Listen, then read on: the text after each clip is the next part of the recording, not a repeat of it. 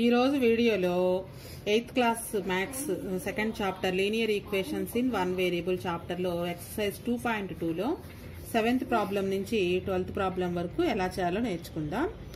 First 7th problem explain చేస్తాను, మీరు చేయొచ్చు, ఈజీగానే ఉంటుంది. Vinay bought a pizza and cut into 3 pieces. ఇక్కడ మనకి పిజ్జా ఫిగర్ కనిపిస్తుంది చూడండి. ఈ పిజ్జాని 3 పీసెస్ గా కట్ చేశాడు వినయ్. అయితే 3 పీసెస్ ఈక్వల్ గా రాలేదన్నమాట. ఎలా వచ్చాయో చూద్దాం.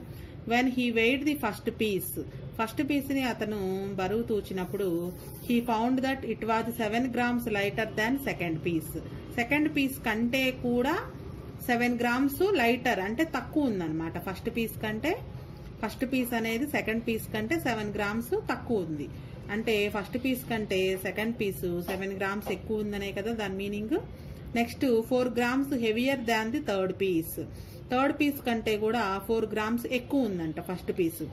If the whole pizza weight 300 grams, how much did each of 3 pieces వెయ్? మొత్తము పిజ్జా మొత్తం 300 grams అయితే గనక ఒక్కొక్క పీస్ యొక్క వెయిట్ ఎంత అని అడుగుతున్నారు. ఇక్కడ మనం ఫస్ట్ పీస్ గనక x grams అని అనుకుంటే సెకండ్ పీస్ దానికంటే కూడా 7 grams లైటర్, తక్కువగా ఉంది. ఫస్ట్ పీస్ కంటే సెకండ్ పీస్ 7 grams ఎక్కువ అన్నమాట. కాబట్టి సెకండ్ పీస్ ని x+7 grams అనుకోవచ్చు. అలానే third piece 4 grams heavier than the third piece 4 grams ఎక్కువ ఉంది. కాబట్టి థర్డ్ పీస్ ని x-4 అని అనుకుంటే ఈ మూడింటిని యాడ్ చేస్తే మనకి 300 grams రావాలి. ఇక్కడ మనకి హింట్ ఇచ్చారు చూడండి. Weight of first piece x అనుకుంటే గనక సెకండ్ పీస్ 7 grams ఎక్కువ ఉంది ఫస్ట్ పీస్ కంటే కూడా, కాబట్టి 7 x+7. అలానే థర్డ్ పీస్ ని x-4 అనుకుంటే ఈ మూడింటిని యాడ్ చేసి 300కి ఈక్వల్ చేస్తే x వాల్యూ వస్తుంది. x అంటే ఫస్ట్ పీస్. అలానే సెకండ్ పీస్ కావాలి అంటే ఆ వచ్చిన x కి 7 కలపాలి. థర్డ్ పీస్ వెయిట్ కావాలంటే వచ్చిన x వాల్యూలో నుంచి 4 grams తీసేస్తే థర్డ్ పీస్ వస్తుంది అనమాట. థర్డ్ పీస్ వెయిట్ వస్తుంది. ఇది మీరు చేయడానికి ట్రై చేయండి, ఈజీగానే ఉంటుంది. స్టెప్స్ వచ్చేసి weight of the first piece ఇక్కడే ఇచ్చారు మనకి = x, weight of the second piece x+7, weight of the third piece x-4, next weight of whole pizza 300 grams అని రాసి x+7 x-4 300. ఈక్వేషన్ సాల్వ్ చేస్తే కనుక మీకు 3 పీసెస్ యొక్క వెయిట్ అనేది వస్తుంది. నెక్స్ట్ 8th 9th ప్రాబ్లమ్స్ రెండు కూడా మనకి రెక్టాంగులర్ ఫీల్డ్ గురించి ఇచ్చారు. ఆ రెక్టాంగులర్ ఫీల్డ్ లో కూడా ఏరియా, పెరిమీటర్ కు సంబంధించి అనమాట ఈ రెండు. ఇందులో మీకు 9th ప్రాబ్లం ఎక్స్ప్లెయిన్ చేసి చూపిస్తాను. 8th ప్రాబ్లం ఎక్స్ప్లెయిన్ చేస్తాను ఎలా చేయాలో. ముందుగా 9th ప్రాబ్లం ఎలా చేయాలో చూద్దాం. The length of rectangular field is 8 meters less than twice it's breadth. మనకి లెంగ్త్ గానీ బ్రెడ్త్ గానీ ఎంతో ఇవ్వలేదు, కానీ చిన్న క్లూ ఇచ్చారు. Length of rectangular field is 8 meters less than twice it's breadth. Breadth ని ట్వైస్ చేసి దాంట్లో నుంచి 8 తీసేస్తే, లెస్ దాన్ అంటే 8 తక్కువ, బ్రెడ్త్ ని ట్వైస్ చేసి దానికంటే 8 గనక తగ్గిస్తే అది లెంగ్త్ కి ఈక్వల్ అంట. అలానే if the perimeter of A rectangular field is 56 meters, మొత్తం పెరిమీటర్ ఎంతో ఇచ్చారు. అయితే find its length and breadth, ఆ రెక్టాంగులర్ యొక్క లెంగ్త్ బ్రెడ్త్ కనుక్కోండి అన్నారు.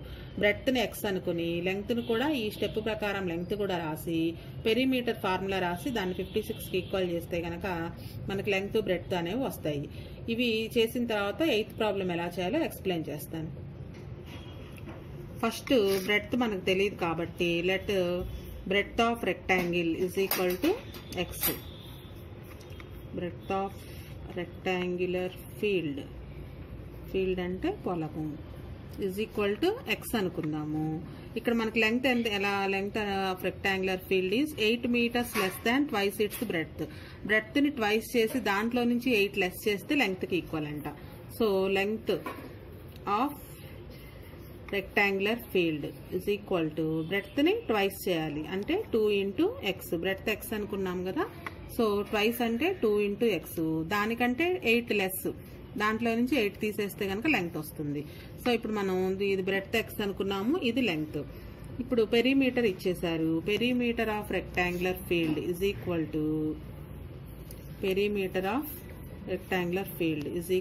ఫార్ములా మనకి 2 into l+b. దీని వాల్యూ 56 meters అని ఇచ్చారు. So 2 into L value length 2x minus 8 అనుకున్నాము, బ్రెడ్త్ని x అనుకున్నాము, ఈజ్ ఈక్వల్ టు 56. ఈ లోపల బ్రాకెట్ లోపల 2x ప్లస్ x రెండు యాడ్ చేస్తే 3x మైనస్ 8. ఇది 2 ఇంటూ ఎల్ ప్లస్ బి కాబట్టి ఈ 2 ఇంటూ అనేది మనకి రైట్ సైడ్ వెళ్తే బై 2 అవుతుంది. 56/2. 2తో క్యాన్సిల్ చేస్తే 2 2s 4, 1 మిగులుతుంది. 2 8 జార్ 16. 3x minus 8 is equal to 28. మనకి x వాల్యూ కావాలి కాబట్టి ముందుగా ఈ మైనస్ 8ని రైట్ సైడ్ పంపిస్తే ప్లస్ 8 అవుతుంది. 28 plus 8 is equal to 36. 3x is equal to 36. x value కావాలంటే ఇది ఇంటూ 3 కాబట్టి రైట్ సైడ్ వస్తే బై 3 అవుతుంది. 3 1s 3 2s అంటే x is equal to 12. x అని మనం దేన్ని అనుకున్నాము, బ్రెడ్త్ అనుకున్నాం కాబట్టి breadth is equal to breadth b is equal to x అనుకున్నాము. సో ఇది 12 మీటర్స్. లెంగ్త్ దాన్ని ట్వైస్ చేసి దాంట్లో నుంచి 8 మైనస్ చేయాలి. అంటే 2 into 12 minus 8. 2 12s 24. 24 minus 8 16 meters అనమాట. So length 16, breadth 12. వచ్చిన తర్వాత మనం ఇది కరెక్టో కాదో కూడా చెక్ చేసుకోవచ్చు. పెరిమీటర్ మనకి 56 రావాలి. So 2 into L plus B కనుక వేస్తే 2 ఇంటూ 12 ప్లస్ 16 2 ఇంటూ 28 56 మీటర్స్ వచ్చేసింది. సో మనకు వచ్చిన ఈ 16 మీటర్స్ ఈ 12 మీటర్స్ రెండు కూడా కరెక్ట్ అనమాట.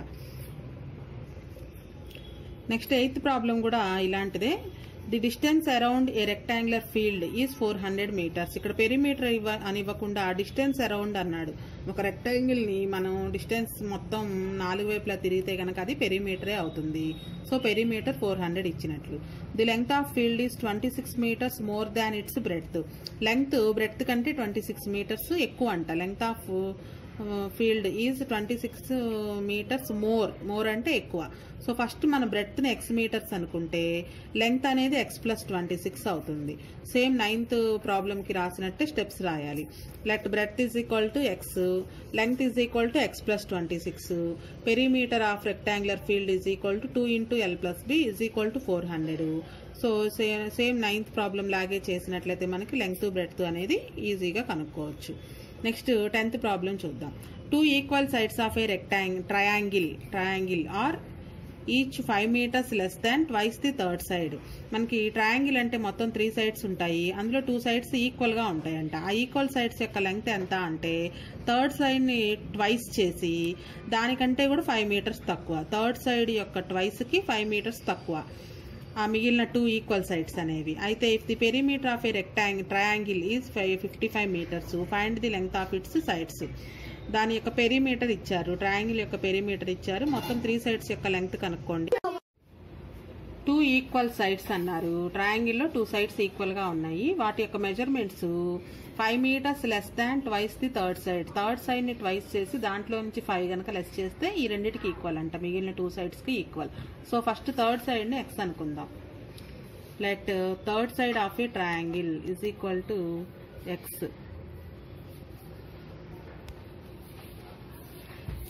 Third side of a triangle is equal to x meters.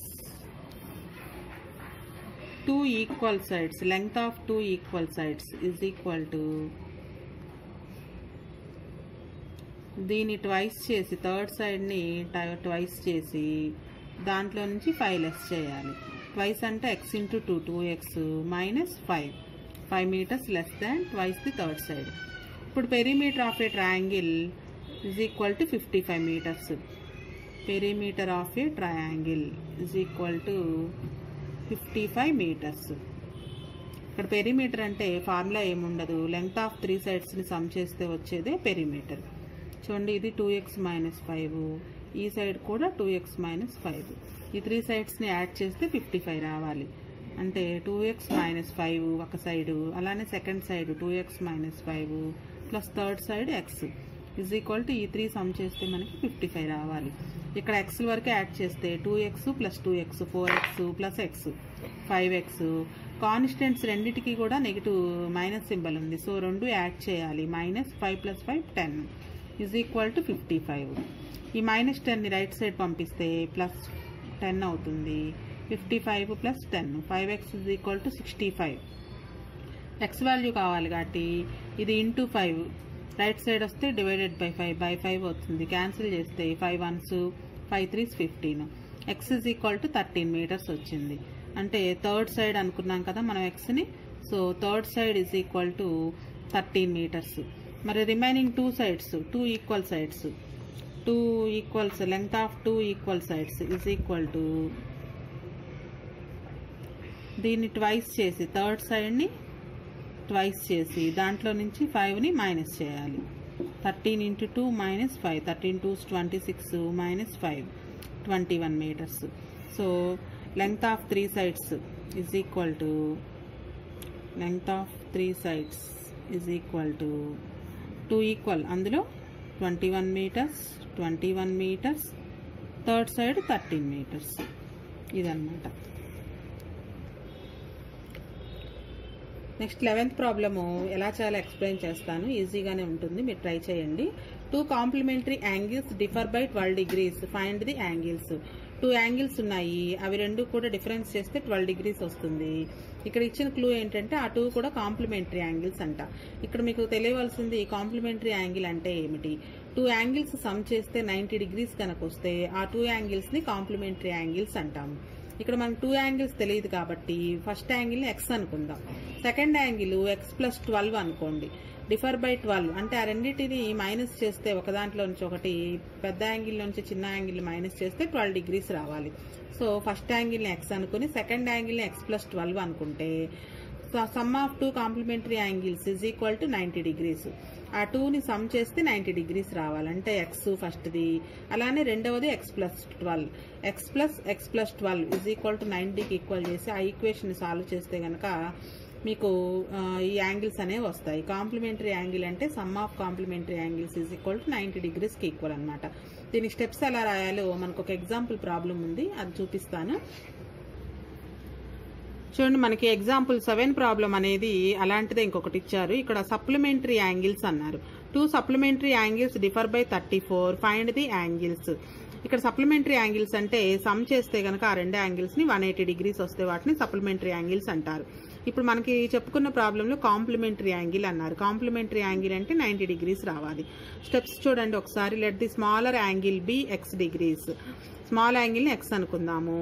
Since the 2 angles differ by 34, ఆ 2 యాంగిల్స్ కు డిఫరెన్స్ 34 ఉండాలి కాబట్టి బిగ్గర్ యాంగిల్ అనేది x+34. మనకిచ్చిన ప్రాబ్లంలో కూడా స్మాలర్ యాంగిల్ ని x అనుకుంటే ఆ రెండింటి యొక్క డిఫరెన్స్ 12 degrees ఉండాలి కాబట్టి బిగ్గర్ యాంగిల్ ని x+12 అనుకోండి. Since the sum of complementary angles is equal to 90 degrees. అక్కడ ఆ ప్రాబ్లంలో మనకి ఎక్సర్సైజ్ లో ఇచ్చిన ప్రాబ్లంలో సో ఆ రెండింటిని సమ్ చేసి 90కి ఈక్వల్ చేయాలి. x+12 ఈజ్ ఈక్వల్ టు 90కి ఈక్వల్ చేసి ఆ ఈక్వేషన్ సాల్వ్ చేస్తే ముందుగా x వాల్యూ వస్తుంది. x అంటే మనం స్మాల్ యాంగిల్ అనుకున్నాము, దానికి 12 degrees యాంగిల్ యాడ్ చేస్తే కనుక బిగ్గర్ యాంగిల్ వస్తుంది. ఇది మనకు ఎక్సర్సైజ్ లో ఉన్న ప్రాబ్లం చేయడానికి స్టెప్స్. ఇది కూడా మీరు నేర్చుకోవడానికి ట్రై చేయండి. సప్లిమెంటరీ యాంగిల్స్ అని ఇచ్చారు, డిఫరెన్స్ 34 ఉండాలి, అయితే ఆ రెండు యాంగిల్స్ కనుక్కోండి అన్నారు. ఇది ఒక problem.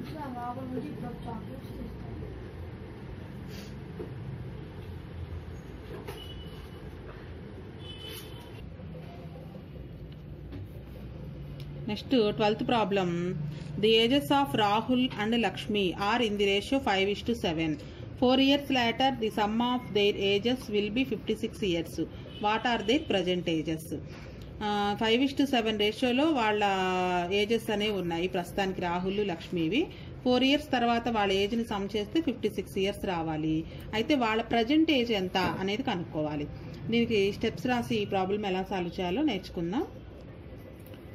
Ratios of ages of Rahul and Lakshmi is equal to 5:7. మనకి ఇచ్చింది ఇది. ఇందులో మనకు వాళ్ళ ఏజ్ తెలియదు కాబట్టి x అనుకుంటే రాహుల్ యొక్క ఏజ్ 5x అవుతుంది, లక్ష్మి యొక్క ఏజ్ 7x అవుతుంది. So age of Rahul is equal to 5x, age of Lakshmi is equal to 7x. 4 years తర్వాత వాళ్ళిద్దరు ages. After 4 years age of Rahul 4 years తర్వాత అంటే ఇప్పుడున్న ఏజ్కి 4 యాడ్ చేస్తే 4 ఇయర్స్ తర్వాత ఎంత ఉంది అనేది తెలుస్తుంది. సో ఇప్పుడు మనం 5x అనుకున్నాం కాబట్టి ప్రజెంట్ ఏజ్ని 5x ప్లస్ 4 ఇయర్స్ తర్వాత కాబట్టి 4 ఇయర్స్ పెరుగుతుంది. అలానే 4 years after 4 years age of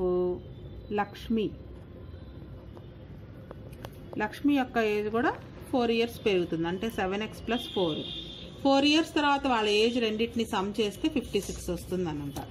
so some of their ages after 4 years is equal to 56. ఈ రెండింటిని సమ్ చేస్తే 56కి ఈక్వల్ అవ్వాలి. 5x plus 4 plus 7x plus 4 is equal to 56. ఇక్కడ ఎక్స్ టర్మ్స్ని యాడ్ చేస్తే 7x plus 5x 12x, కాన్స్టెంట్స్ని add చేస్తే 4 plus 4 8 is equal to 56. ఈ plus 8 right side వెళ్తే -8 అవుతుంది, అంటే 56 మైనస్ 8 ఈజ్ ఈక్వల్ టు 48.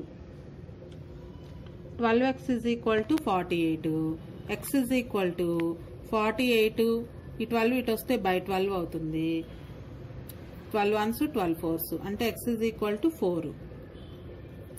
ఈ x ఈజ్ ఈక్వల్ టు 4ని మనం అనుకున్న దాంట్లో సబ్స్టిట్యూషన్ చేస్తే ఏజ్ ఆఫ్ రాహుల్ని 5x అనుకున్నాం కదా, 5x మనకి x వాల్యూ 4 వచ్చింది, అంటే 5 × 4 20 years. Age of Lakshmi is equal to 7x అనుకున్నాము, 7 × x అంటే 7 × 4 28. Present Rahul age 20, Lakshmi age 28. మరి మనకు వచ్చింది కరెక్టో కాదో చెక్ చేసుకోవాలి కదా. 4 ఇయర్స్ తర్వాత రాహుల్కి 24 వస్తాయి, లక్ష్మికి 32 వస్తాయి. ఈ రెండింటిని సమ్ చేస్తే 56 ఇయర్స్. సో మనకు వచ్చిన ఈ 20 ఇయర్స్ 28 ఇయర్స్ ఆన్సర్ అనేది కరెక్ట్ అన్నమాట.